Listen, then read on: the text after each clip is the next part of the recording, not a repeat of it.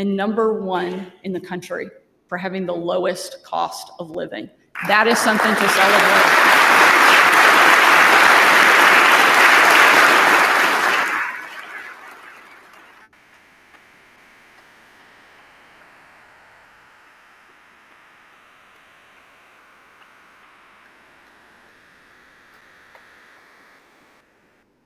And thanks to my husband Brian's work on the Natural State Initiative, we're breaking tourism records too. The most recent statistics show that 50 million people visited our state in 2023 alone, and they spent $10 billion while they were here. Despite our progress, I know that some Arkansans are still struggling. Last year, I signed Arkansas up for Summer EBT, a program that was made possible by Arkansas Senior Senator John Bozeman. Summer EBT gives $120 over the summer months to parents whose kids receive free and reduced price lunches during the school year. We've partnered with groups like the Arkansas Hunger Relief Alliance to sign families up, and last summer we served a quarter million of Arkansas students here in Arkansas through that program.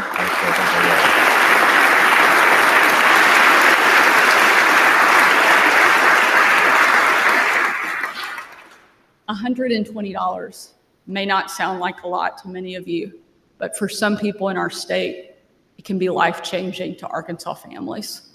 That's why I will work with this legislature to end our most regressive tax, the state grocery tax, and ease the burden on families just trying to put food on their tables. We can and we will eliminate it this session.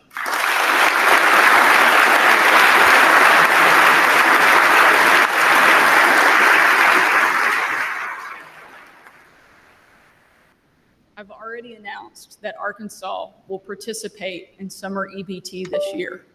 And today, I'm announcing my plan to use medical marijuana money to make both this program and our free lunch and breakfast programs financially sustainable for years to come. We will also use those funds to make school breakfast in Arkansas completely free for any student that chooses to participate.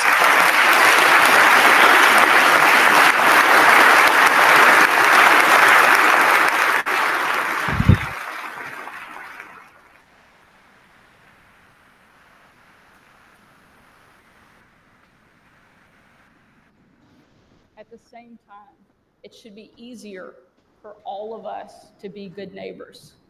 We've all seen good food go to waste because a restaurant doesn't think it can donate it.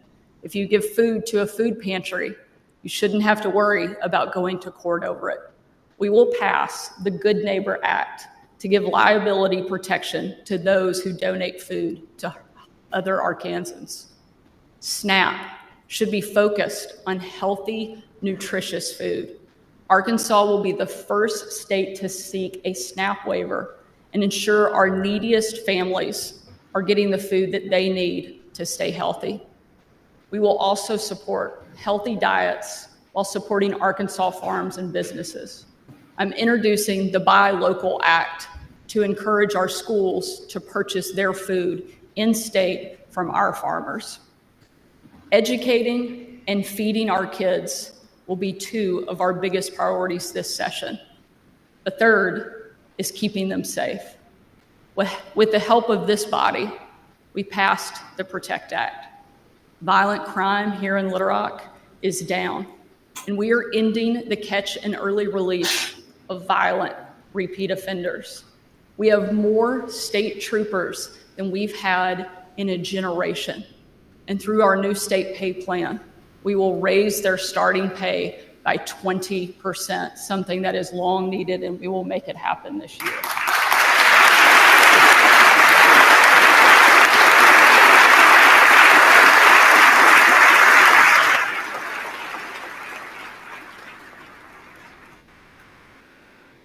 Not long ago, my husband and I visited the Pathway to Freedom program at the Wrightsville unit here in Pulaski County.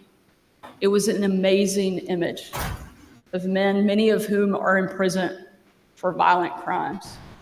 Tattoos on their arms and faces, but with their hands in the air, singing out, praising our Creator. After that visit, I received a letter from one of those inmates whose clemency petition I had previously denied. And you would think that letter would be filled with anger, but instead, he was thanking me for denying his petition, because that meant he was able to participate in Pathway to Freedom. He said that because of that program, he will be a better husband, a better father, and a better son. Every inmate in Arkansas deserves to have access to programs like Pathway to Freedom. And this year, we will expand and require evidence-based programming in our prisons. And we will make it happen so that we are doing a better job with our state. But none of that happens with the chronic prison bed shortage that we have in Arkansas. That's why I'm glad that we've worked to open almost 1,500 prison beds at existing facilities, easing the burden on our county jails. And for the first time since my dad was in office, we have worked with this legislature to expand our prison system with plans for a new 3,000-bed prison in Franklin County.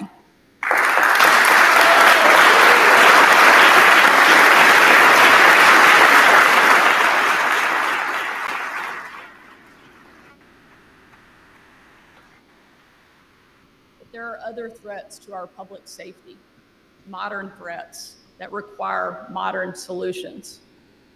Nowhere is that truer than with our kids. In the past decade across America, suicide rates among teens have tripled. Self-harm among girls has risen by 200%. And depression among teenagers has increased by 150%. And the culprit is clear: unrestricted access to phones and social media.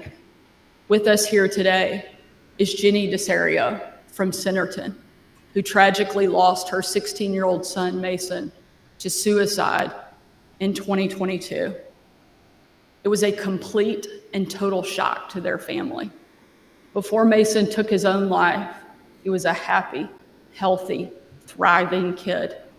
He loved football and track and spending time outside. But in the last few weeks of his life, a relationship he was in got difficult, and Mason started spending more and more time watching TikToks on his phone. When Mason's relationship ended, his mental health deteriorated. On the last night of Mason's life, his parents took his phone away so he could get some undisturbed rest. And when they did, Mason punched his mother in the face, something that was a complete 180 from anything that he'd ever done before. Mason's stepfather took the phone away, and his parents regrouped for only 13 minutes before realizing that Mason had gone up to his room and locked the door. Mason's stepfather raced upstairs and pounded on the door, but it was too late. Mason was already gone.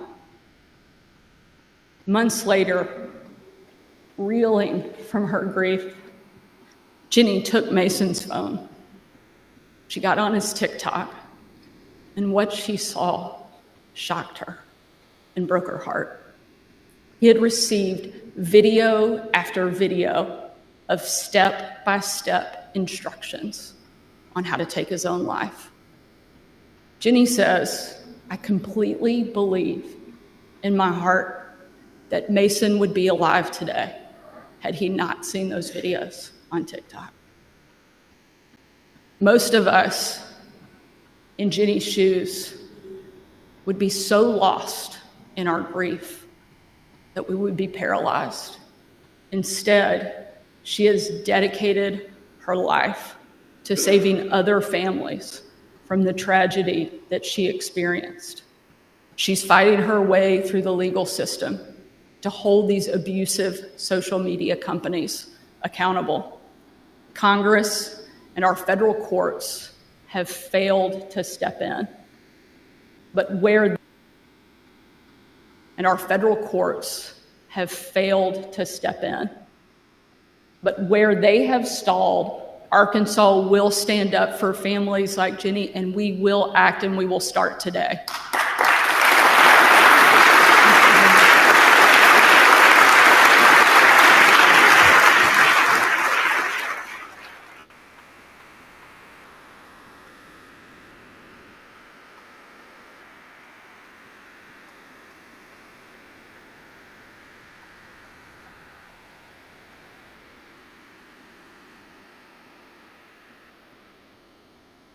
Thank you for sharing your story. With the help of this body, we have already taken major strides.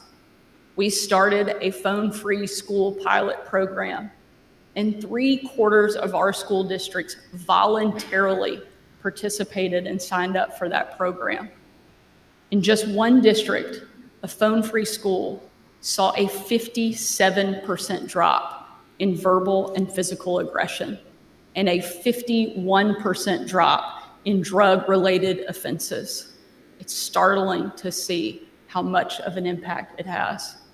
This session, we will ban cell phones in our schools from bell to bell so that our kids are not distracted in the classroom or out of it, and we will break the cycle of mental health crisis facing our students.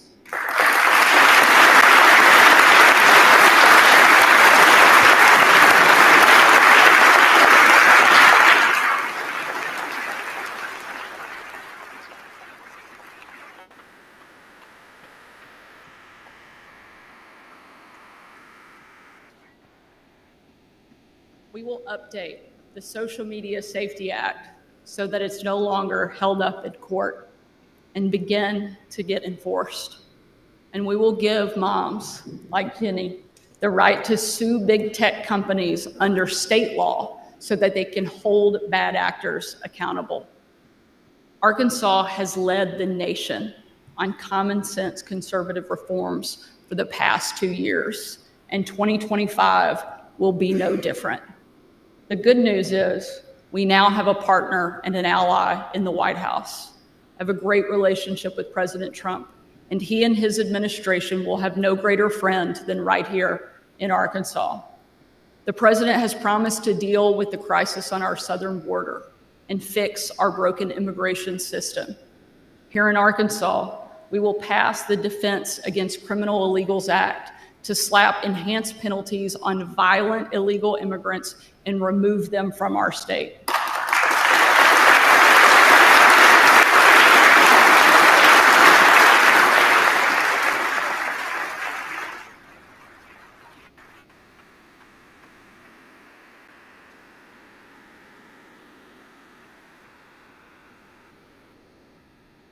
President Trump was the first president in my lifetime to stand up to China. And Arkansas was the first state in the nation to kick a communist Chinese company off of our farmland and out of our state. And we will expand that law with the Communist China Defense Act, divesting state resources from Communist China and banning our adversaries from buying land around things like our military bases and electric substations. We will hold the line.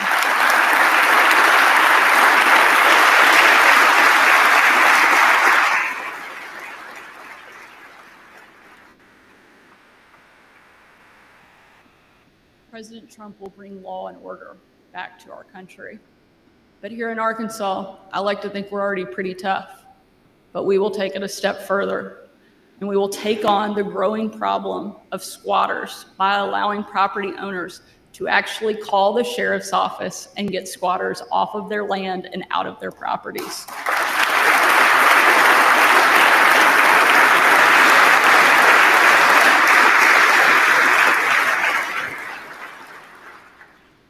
Education, cost of living, public safety. Those are the priorities that have defined the first 2 years of my administration. And with your help, those are the priorities that will define the next 2 as well. But I'm also clear-eyed about the future. I know that government doesn't have a magic wand that it can wave to make everything better. I know that in order to improve, we have to be united in our vision and our actions. In my opinion, Arkansas is blessed with the greatest asset any state could ever hope for: good, generous, hardworking, God-fearing people. At the beginning of my speech, I mentioned the tragic shooting in Fordyce and the 4 Arkansans that we lost that day and the 9 who were injured. Those on the scene know that it could have been many, many more, if not for the action of brave heroes like Dallas County Sheriff Mike Knadel. Within minutes after the first shots were fired, Mike and his officers were on the scene, returning fire to the gunman, distracting him, and allowing victims to find cover and escape. Immediately after they apprehended the gunman, Knadel organized transportation and aid for the wounded. In the days and the weeks after, he helped raise tens of thousands of dollars for the victims and their families. When a tragedy like this happens in a small town in Arkansas, it's personal. These victims weren't just citizens in Mike's county. They were his neighbors, his friends, people he knew by name. For him to have found the energy and the courage to lead his community after this terrible, terrible event shows the strength, the courage, and the faith of this great hero. I have the opportunity to meet so many incredible Arkansans when I'm traveling around the state. And I believe that they deserve more recognition than a simple mention in a speech or in the newspaper.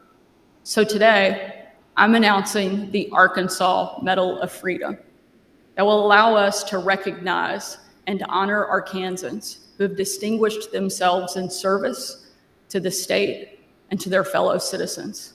And I cannot think of a better person to receive the first Medal of Freedom than Sheriff Knadel.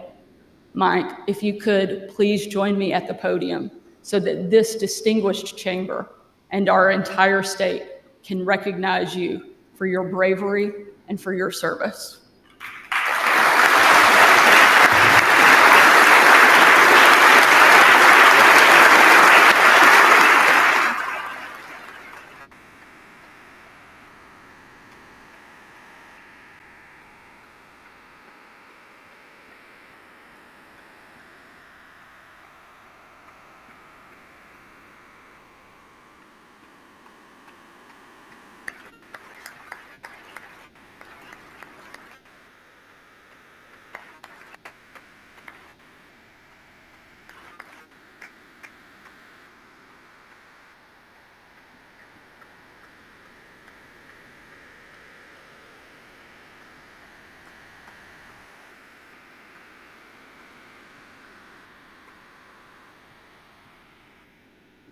As Mike exemplifies, Arkansans are the kindest, most hardworking, most generous people on earth. As their public servants, let us walk in their footsteps. Let us live out their example every day of this legislative session, with the people as our priority and with God as our guide. We will build the state that our children and our grandchildren deserve. God bless you. God bless the great state of Arkansas, and thank you for letting me be here with you today. Now let's get to work. Thank you so much.